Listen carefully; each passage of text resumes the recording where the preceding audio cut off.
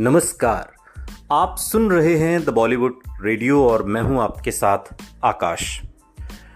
दोस्तों, आज किस्सा राजेश खन्ना, राज कपूर, लता मंगेशकर, कपूर फैमिली और उस दौर का कि जब ये कहा जाता था, ये सवाल आज तक इवन पूछा जाता है कि कभी राजेश खन्ना ने राज कपूर की फिल्म में काम क्यों नहीं किया, जबकि राजेश खन्ना का सुपरस्टारडम उस दौर में था जिस दौर में राज कपूर के निर्देशन का लोहा पूरी फिल्म इंडस्ट्री ने माना।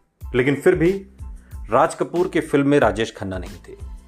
आज के इस पॉडकास्ट में हम आपको बताएंगे कि एक बार ये दुर्लभ संयोग बन भी रहा था कि जब राज कपूर की फिल्म में राजेश खन्ना काम करते, लेकिन कपूर फैमिली ने एक बड़ा ऑब्जेक्शन लगाते हुए राजेश खन्ना को फिल्म से बाहर कर दिया। मुंबई में महालक्ष्मी के फेमस स्टूडियो में एक रात राज कपूर अपनी फिल्म का एक गाना रिकॉर्ड कर रहे थे। शंकर जयकिशन के संगीत निर्देशन में लता मंगेशकर माइक्रोफोन पर गा रही थीं। रिकॉर्डिंग सुबह 4:30 बजे खत्म हुई। राज कपूर ने बढ़िया अदरक वाली चाय बनाने का ऑर्डर दिया। लता जी स्टूडियो से बाहर निकलकर लॉन में एक पेड़ के चबूतरे पर बैठ गईं। सुबह लगभग हो चुकी थी और ठंडी बयार बह रही थी। रिकॉर्डिंग रूम का दरवाजा खोलकर राज कपूर अपने संगीतकारों के साथ बैठे थे और चाय का इंतजार कर रहे थे। तभी राज कपूर सुनते हैं कि उनके कानों में मीरा के भजन आ रहे हैं। लता जी चबूतरे पर बैठी भैरवी राग में मीरा को गा रही थीं। राज कपूर को दूर से आती लता जी की आवाज ऐसी लगी मानो दूर किसी मंदिर में घंटी बज रही हो। उनके कदम अनायास ही लता जी की तरफ बढ़ गए। राज कपूर के जहन में फिल्म के सीन उभरने लगे थे, जैसे कोई हीरो पहाड़ी मंदिर से आ रही एक मधुर आवाज सुनकर उसके पीछे भागता चला जा रहा हो। नायक देखता है कि एक साधारण सी दिखने वाली लड़की इतना मधुर भजन गा रही है। राज कपूर ने उसी वक्त लता जी से कहा कि तुम्हारी मधुर आवाज में भजन सुनकर मुझे एक फिल्म का आइडिया आया है, तो मेरी फिल्म में नायिका का रोल करोगी? लता जी ने हंसते हुए पूछा, आइडिया क्या है? राज कपूर ने कहा कि एक साधारण शक्ल सूरत वाली लड़की की असाधारण आवाज की कहानी होगी। आइडिया सुनने के बाद लता जी ने फिल्म में नायिका का रोल करने के लिए हाँ कह दिया। इसके बाद राज कपूर फिल्म जागते रहो बनाने में जुट गए और उसी दौरान उन्होंने उस आइडिया पर भी काम शुरू कर दिया। फिल्म जागते रहो पूरी होने के बाद राज कपूर नरगिस की जोड़ी टूट गई, क्योंकि नरगिस ने हमेशा के लिए राज कपूर और आरके स्टूडियो से खुद को अलग कर लिया। अब नरगिस के जाने के बाद राज कपूर के पास कोई हीरोइन नहीं थी। उन्होंने लता मंगेशकर को लेकर बनने वाली फिल्म की स्क्रिप्ट पर काम शुरू कर दिया, लेकिन लता जी अपनी रिकॉर्डिंग और शो में बहुत व्यस्त हो गई। उन्होंने राज कपूर की फिल्म में अभिनय करने से अब मना कर दिया। राज कपूर ने भी उस आइडिया को ठंडे बस्ते में डाल दिया। कई साल बीत गए। राज कपूर ने एक बार फिर उस आइडिया पर स्क्रिप्ट तैयार करवाई और फिल्म के हीरो के लिए राजेश खन्ना को साइन करने का फैसला कर लिया। राजेश खन्ना उन दिनों फॉर्म में थे।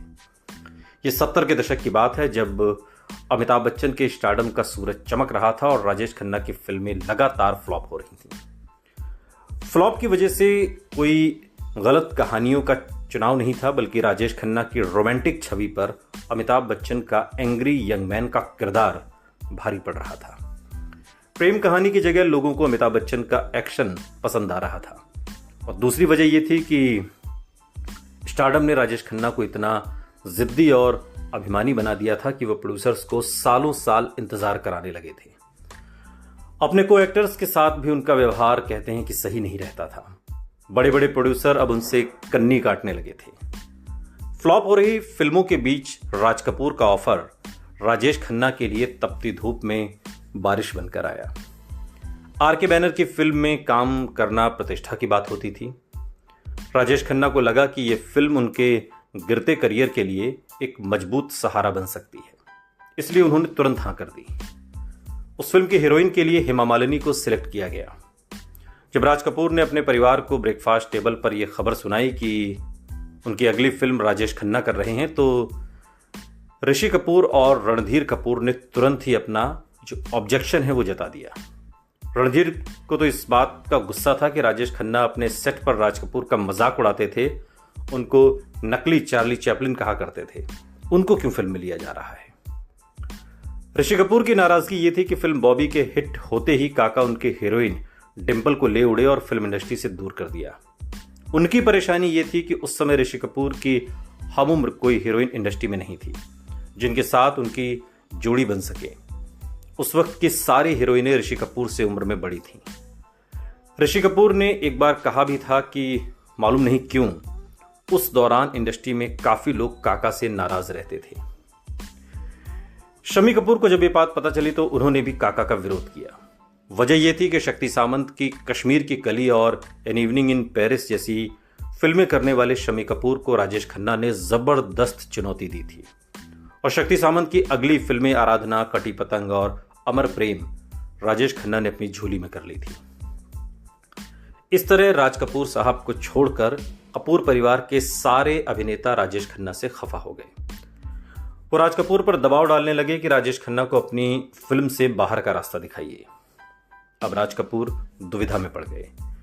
उन्होंने अपनी मजबूरी बताई कि ये रोल शम्मी कर नहीं सकता क्योंकि उसने अपना वजन बढ़ा लिया है। ऋषि अभी इस रोल के लिए छोटा है। डब्बू यानी कि रणधीर उस रोल में फिट नहीं होता। बचे शशि कपूर तो उनके लिए राज साहब ने कहा कि शशि के पास डेट नहीं है। आजकल वो टैक्सी बन गया है, जो उसे पेमेंट कर देता है वो उसकी ही फिल्में करने लगता है। आखिर मेरे पास चॉइस क्या है। लेकिन कपूर परिवार अड़ गया। उन सब ने राज साहब से कहा कि हम कोई रास्ता निकाल लेंगे, पर आप पहले काका को फिल्म से बाहर का रास्ता दिखाइए। अब पशुपेश में फंसे राज कपूर साहब को मजबूरी में एक कठोर फैसला लेना पड़ा और राजेश खन्ना की जगह उस फिल्म में शशि कपूर को कास्ट किया गया और फिल्म का नाम सत्यम शिवम सुंदरम। सत्यम है स्वयं से संबंध, शिवम है कल्याण, मूल्य यानी समाज से संबंध, सुंदरम है प्रकृति से संबंध और इसी दर्शन पर फिल्म की कहानी बनी गई।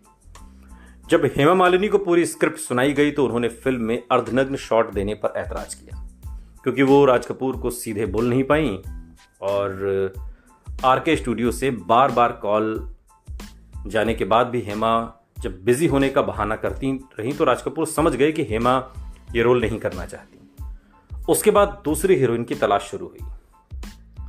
राज कपूर कुछ साल पहले देवानंद की फिल्म इश्क इश्क इश्क की पार्टी में गए थे और वहां देव साहब ने अपनी फिल्म की नई हीरोइन से परिचय कराया था।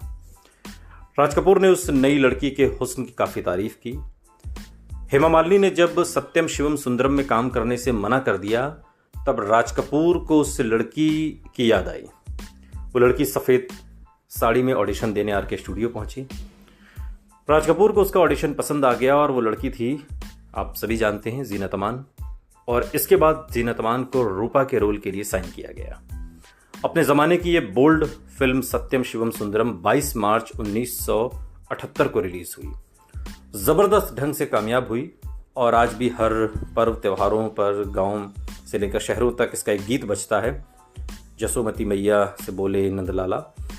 और राजेश खन्ना ताउम्र इस बात के लिए अफसोस जाहिर करते रहे कि कामयाबी में अगर उनके पैर जमीन पर रहे होते तो एक अच्छी फिल्म के हाथ से निकलती नहीं। और वो फिल्म सत्यम शिवम सुंदरम, जिसमें राज कपूर के लाख चाहने के बाद भी कपूर फैमिली ने राजेश खन्ना को फिल्म से बाहर का रास्ता दिखा दिया।